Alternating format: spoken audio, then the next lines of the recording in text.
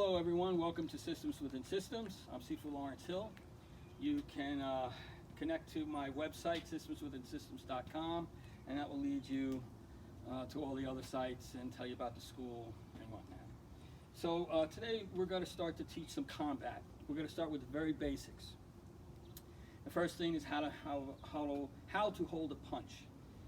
So I've been doing this for probably close to almost 50 years.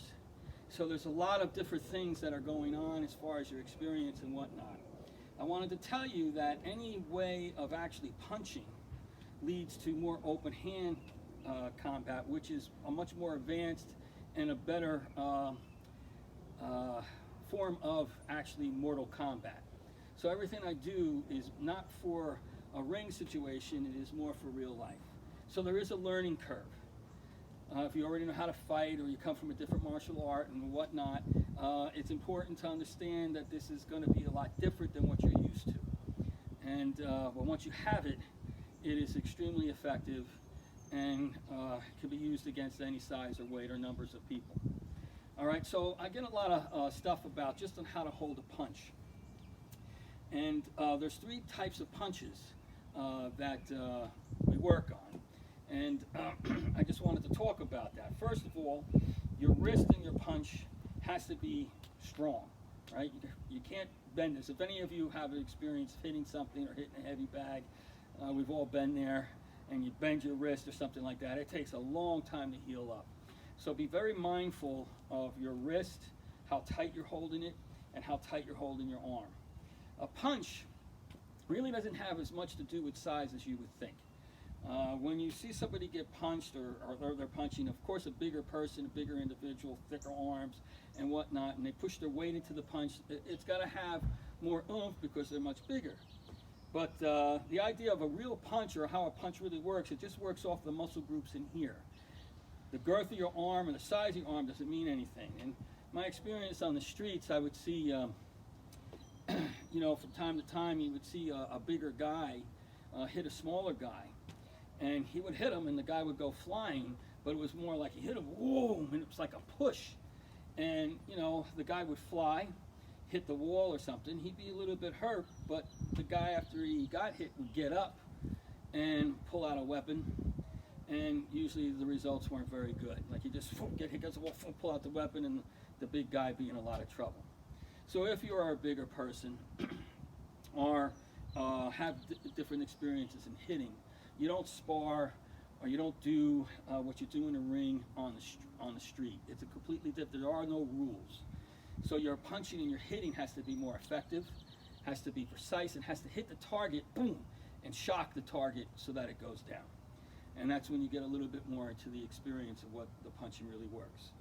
So if you are a bigger person or a tough person, whatever it may be, or you look scary, then most people are going to attack you with a weapon, with something, or with a number of people. So it's better to understand the difference between combat and just normal everyday punching and fighting.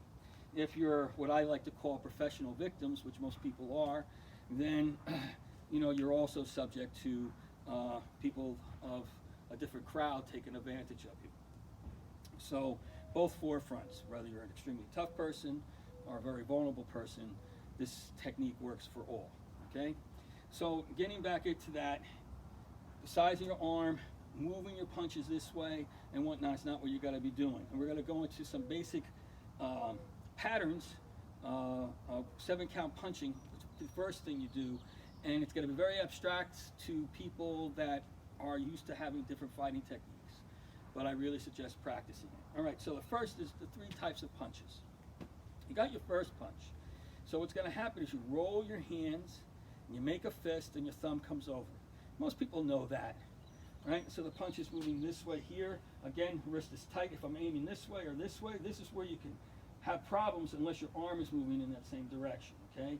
And we'll get into that a little bit later. So this is very important that this is tight, right? And the fist is tight. You just roll it right in and you make that first very tight fist. The other, more from the long fist system or Shaolin boxing, the thumb comes on top.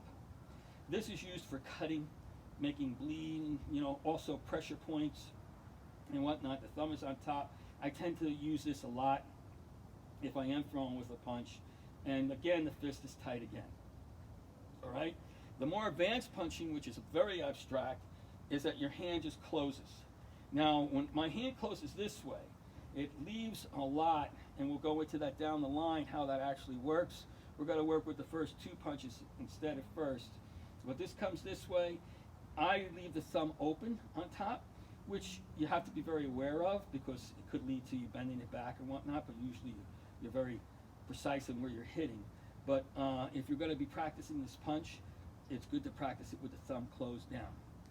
A lot of women I show this punch that refuse to cut their nails, right? So if you refuse to cut your nails, this is a nice punch to have from here. It also allows you to open your hands up and to come into different routines and different formulas, different tools that you would use in Mortal Kombat, okay? So again, the punches, this is 1, this is 2, this is 3, okay? So you get an idea. All right, thanks for watching. See you soon.